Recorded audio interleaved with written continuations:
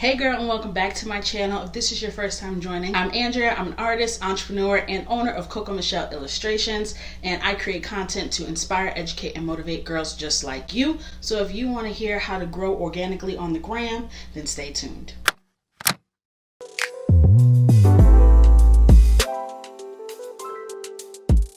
Couple of things. Yes, this is Coco Michelle merch. No, it's not available in my shop yet. Yes, I understand that you're mad. I'm sorry. Secondly, are you subscribed? Today's video is going to be answering a question I get asked daily, and that is how I grew my Instagram so damn fast and organically. So make sure you grab your Coco Michelle notepads. These are all sold out in this version. Actually, there's only one version left, and there's like 9 of them left, so by the time this video is up, it's probably gonna be gone. But fall editions are coming. But grab your Coco Michelle notepads and a pen, and let's get into the video. So before we jump into it, I think there's a very basic concept that we need to review real quick before we go into it. I don't know how many of y'all are good at math, but this is gonna be as basic of an equation I can give y'all. Followers does not equal shmoney. I have yet to hear of an establishment that accepts followers, clout, engagement as a form of payment for literally anything. So while you are focusing on building your community, make sure you also are working towards an end goal that pays your bills, okay? I just want to start off by saying my nearly 100,000 followers ain't paid a bill yet. So the very first tip answers the age-old question, why the hell should I follow you? And the answer to that question is value. Your Instagram needs to obviously display what value you have and why people should follow you. So we'll take a look at Coco Michelle Illustrations. Coco Michelle Illustrations, if you go to my feed, you should know within the first 3 seconds exactly what the account is about. Oh, she's an artist and she focuses on Black women. You can tell that in the first 3 seconds. So if that is something that you want to follow, you can determine that nearly immediately when you come to my feed. If I have to scroll 2-3 times and I still don't know what you're doing,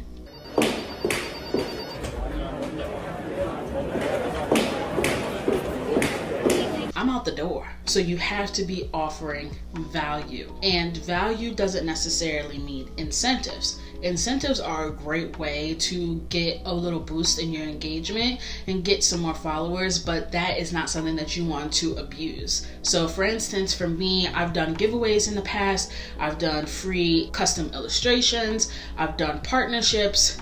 I've done all of that stuff, and those are great incentives, and you definitely see a spike. But in terms of the quality of followers you're getting when you do those things, it's much less than when you have organic followers who are really interested in what you have to offer for no other reason other than you. When you have giveaways and things like that, once the giveaway is over, you risk that person being like, oh, the giveaway is over, I'm out. I was only here for this. So you want to make sure that you're constantly producing valuable content, and value depends on what you are doing.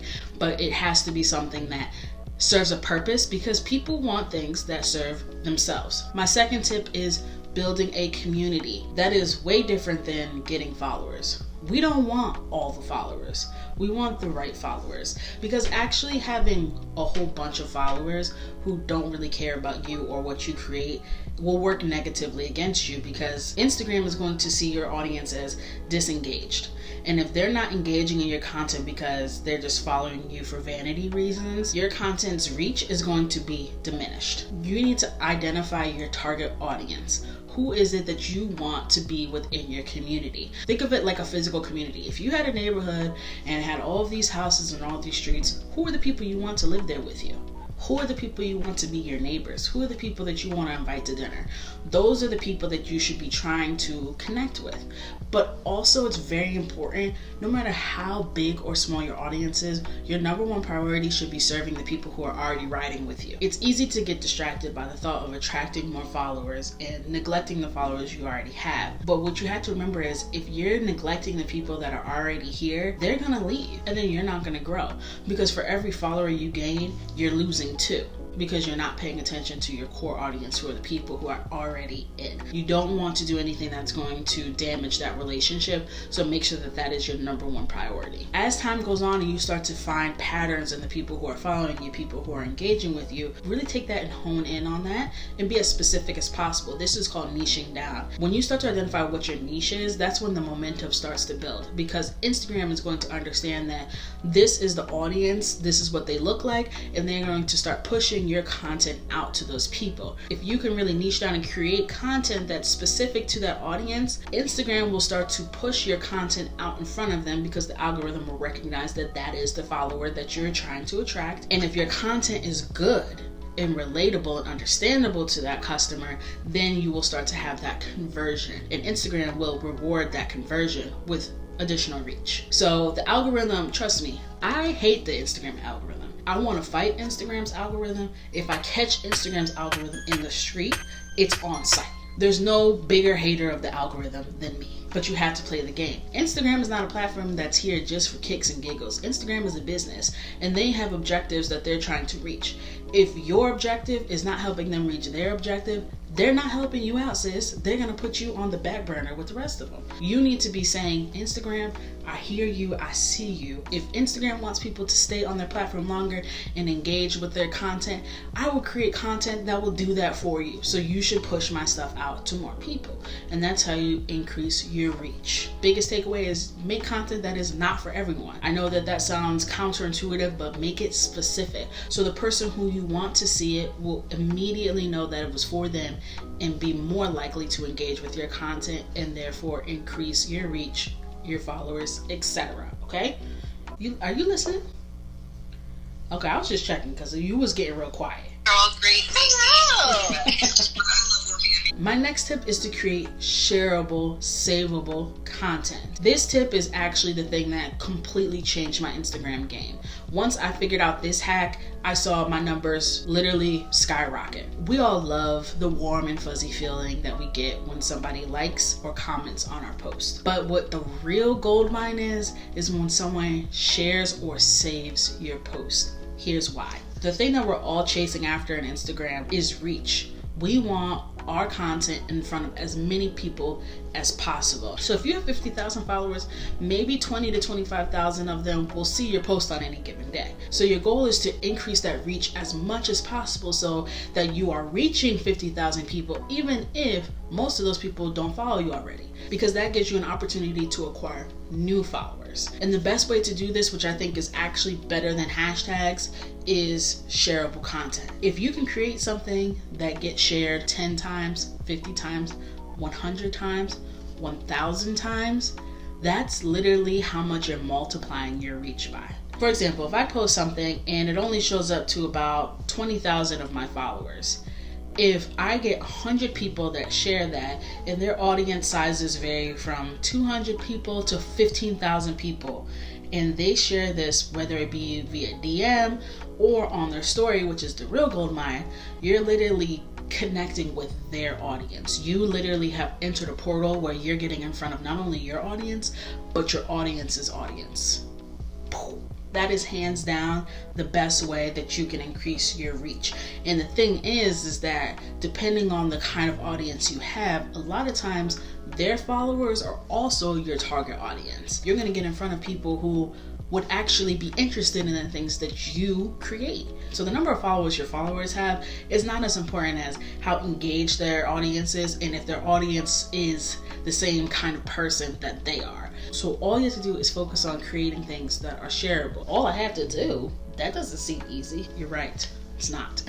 But think about shareable content from your own personal perspective. Is this something you would share on your story, on your personal page? If I were constantly posting selfies of me, why would I expect you guys to share pictures of me? People share things that relate to a new day of the week, month, or season, quotes that are motivational, inspirational, or funny, things that stand for a specific cause, and don't exploit causes. Make sure it's something you actually believe in. Yes, I'm talking to all of you who posted a black square for Blackout Tuesday and have been silent since. And content that allows them to express their opinion or choice. I'll give you examples of all the things that have been most shared on my page, and you'll see that all of those themes are reflected in those top pictures. But I promise you, creating shareable stuff will increase your reach, and if your stuff is good, will increase your following. That goes across the board, just a little disclaimer. Your stuff has to be good. It can't be whack.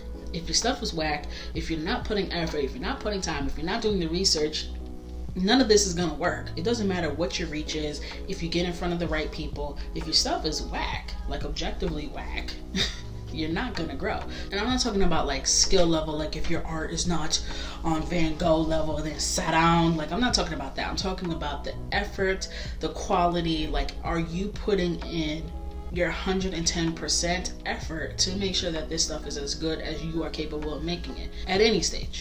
My stuff, if you scroll all the way back to when I started, is nowhere near where I am today, but that was the best I could do back then, and that was rewarded. And I also was making sure I was investing in myself to get better, so the content got better, and my audience grew and reflected my better content. So just make sure your stuff is good. That was a bonus tip for you. No whack Instagram posts in 2020. Number 5, consistency. Consistency across the board. I'm not going to spend too much time on this because everyone talks about consistency, but I do want to add one caveat. It's not just about posting consistently, it's about creating consistent content. As in, does this make sense to be coming from you? If all I create is Black Girl Magic, things relating to Black women, and then on March 17th I post a fair-skinned redhead leprechaun and say, Happy St. Patrick's Day, that's very inconsistent. And I will definitely be hearing from y'all, because y'all are very vocal and some of y'all are hurtful. So be consistent, not only in your posting, but in the kind of content that you're creating. And if you're trying to pivot your Instagram where it's going to seem like you're inconsistent for a certain amount of time, just make it be known that you're making a pivot. So if your audience is not into that, they can consciously make a decision to unsubscribe or unfollow without being confused as to like what the hell is going on. That's what I'm currently going through with this YouTube channel, is doing a pivot from my mommy channel into like a business and educate, inspire, that little thing I said in the beginning.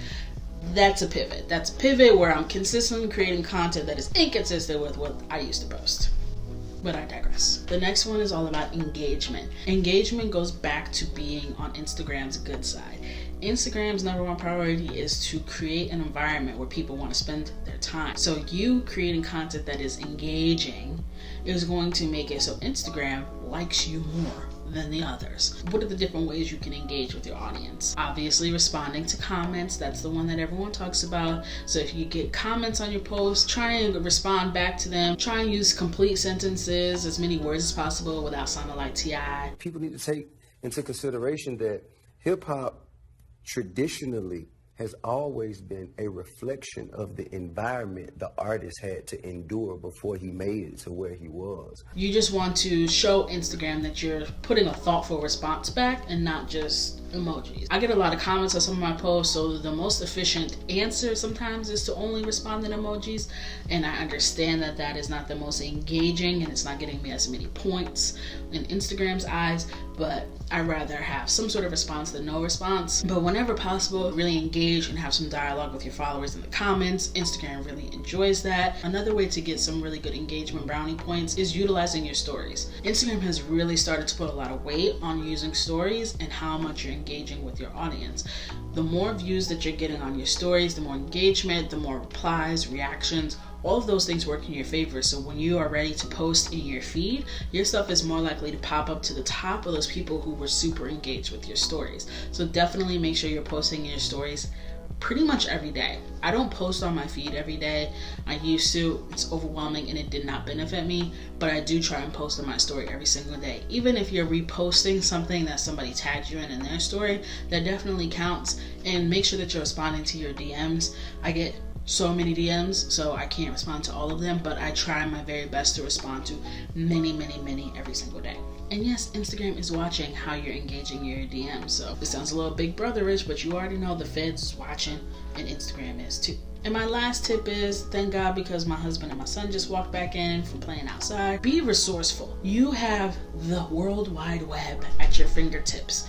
Make sure you're doing the research. Instagram's algorithm changes every 5 seconds, okay? But there's always somebody out there who's ready to tell you all the tea that they have discovered through their own trial and error. So be resourceful, stay on top of it, and don't DM your favorite Instagrammers who have hundreds of thousands of followers and ask them how they did it. Just don't do that. Okay, I know it's tempting, but it's actually not going to benefit you, and it's definitely not going to benefit them to be giving you free advice when the internet is full of it. So be resourceful, do your research, and try and figure out what are the different tips and tricks that you can implement and see if they work for you. I think doing tests and doing different exercises is very, very important to build a healthy, organic audience, because you need to try and test the water, see what works best for you. So do a week where you're focusing on Instagram stories and see how that impacts your growth. Do a week where your focus is on shareable content. Do a week where you're doing outreach. Do a week where you're focused on giveaways or incentives. Like,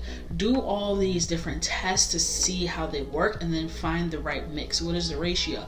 Your audience reacts really well if you do a giveaway once a month, but if you do them too often, they're desensitized. There's so much different information that you could be testing within your Instagram and figuring out what works for you, because everyone's Instagram is different. The algorithm works differently for me than it works for you. So even though we can give you all these tips, it's not until you do some real life experimenting that you're going to figure out what actually works for you, your audience, and your growth. So that is probably one of the most important things, is to do your own research, test, fail, learn, period. Thank you so much for tuning in. If there's something that I missed that you have found has worked really well for you, leave it in the comments down below. Make sure you comment, like, subscribe, share this video if you learned something.